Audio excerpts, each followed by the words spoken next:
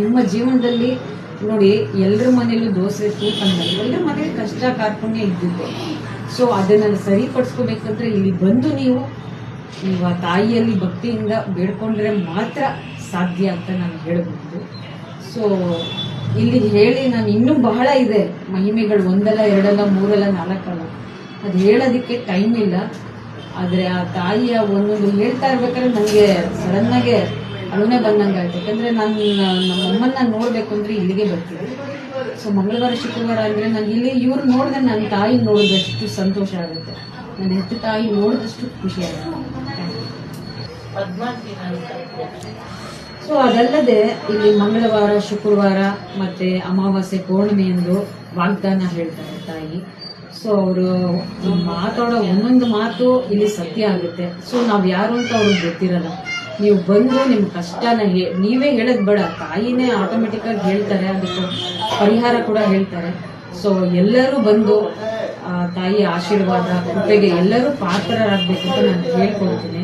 So ಖಂಡಿತ ಬನ್ನಿ, ಈ ಕರ್ಮಾರಿಯಮ್ಮ ಮಹತ್ವನ ಮಹಿಮೆನ ನೀವು ಅನುಭವಿಸಿ, 4-5 ಜನಕ್ಕೂ ಹೇಳಿ, ಕಷ್ಟದಲ್ಲಿರೋರಿಗೆ ಹೇಳಿ, ಅವ್ರ ಜೀವನನೂ ಸರಿ ಹೋಗ್ಲಿ.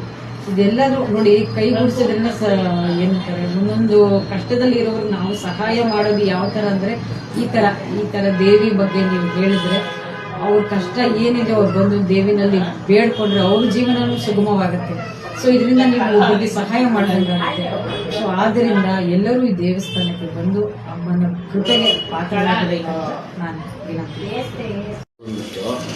ಆ ಪ್ರಾಬ್ಲಮ್ ಡಾಕ್ಟರ್ ತೋರಿಸಲಿಕ್ಕೆ ಒಂದು ಆಪ್ರೇಷನ್ ಮಾಡಿ ಅಂತ ಹೇಳಿದ್ರು. ಒಂದು 10 ವರ್ಷಕ್ಕೆ ಮಾಡಿದ್ವಿ, ಅದು ಸಕ್ಸಸ್ ಆಗಿಲ್ಲ.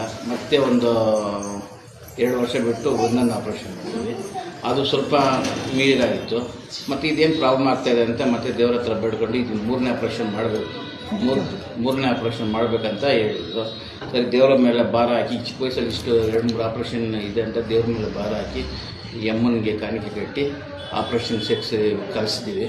ಈಗ 3ನೇ ಆಪ್ರೇಷನ್ ಸಕ್ಸಸ್ ಆಗಿದೆ, ಯೂರಿಯನ್ನು ಸಕ್ಸಸ್ ಆಗಿ ಹೋಗ್ತಾನೆ. ಇನ್ನು ಮುಂದೆ ಏನೇ ಪ್ರಾಬ್ಲಮ್ ಆಗಬಾರ್ದು, ಇನ್ನು ಮುಂದೆ ಯಾವುದಾದ್ರೂ ಒಳ್ಳೆ ಹೆಣ್ಣನ್ನು ನೋಡಿ ಮದುವೆ ಆಗಬೇಕಂತ ನಾವು ಅಂದ್ಕೊಂಡಿದ್ವಿ. ಅದು ಅಮ್ಮ ಮಾಡ್ತಾರೆ ಅಂತ ನಂಬಿಕೆಯಿಂದ ಪೂಜೆ ಮಾಡಿ ಹೋಗ್ತಾರೆ.